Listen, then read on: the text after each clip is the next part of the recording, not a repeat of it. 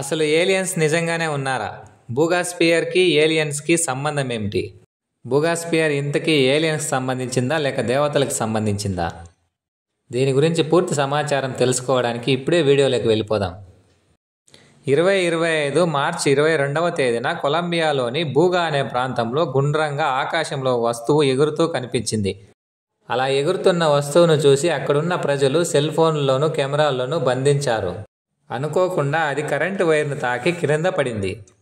ఇది ఒక ప్రైవేట్ యాజమాన్యానికి దొరికింది. దీని మీద వారు పరిశోధనలు చేయగా కొన్ని ఆశ్చర్యమైన విషయాలు తెలుసుకున్నారు. దీనిని మొదటిసారి తాకినప్పుడు ఐస్ను తాకిన ఫీలింగ్ అనేది కలిగింది. దీనిని తాకిన వ్యక్తికి తీవ్రమైన తలనొప్పి, జ్వరంతో 3 వారాల పాటు హాస్పిటల్లో అడ్మిట్ అయ్యాడు. దీని మీద ఎటువంటి వెల్డింగ్ లేదా జాయింట్ చేసిన గుర్తులు ఏమీ లేవు. పూర్తిగా మృదువైన పొరలేని ఉపరితలాన్ని కలిగి ఉంది. దీని మీద ఉన్న అక్షరాలు ప్రపంచంలోని ఏ ఒక్క భాషతో కూడా మ్యాచ్ అవ్వడం లేదు. శాస్త్రవేత్తలు దీనిని ఏ లోహంతో తయారు చేశారో కూడా తెలుసుకోలేకపోతున్నారు.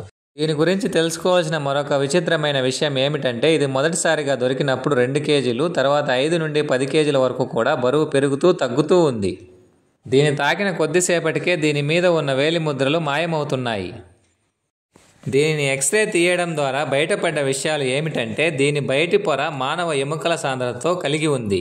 దీని తుప్పు పట్టని లోహంతో తయారు చేశారు. వేడికి ప్రతిఘటన కలిగిన పూత ఉంది.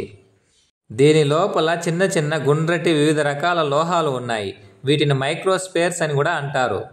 దీని మీద నీరు పడితే వెంటనే ఆవిరైపోతుంది.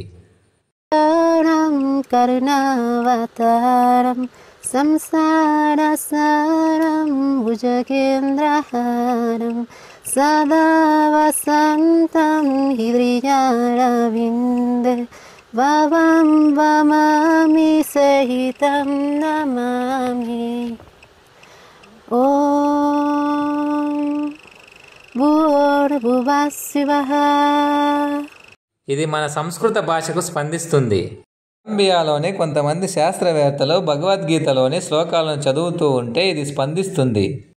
అలాగే ఇది శంఖం పూరించినప్పుడు కూడా స్పందిస్తుంది. ఒకవేళ బూగాస్పియర్ అనేది ఏలియన్స్ సంబంధించి ఉంటే ఫ్యూచర్లో మనం ఏలియన్స్తో కాంటాక్ట్ అవ్వాలంటే సంస్కృత భాషలోనే కాంటాక్ట్ అవ్వాల్సి ఉంటుంది.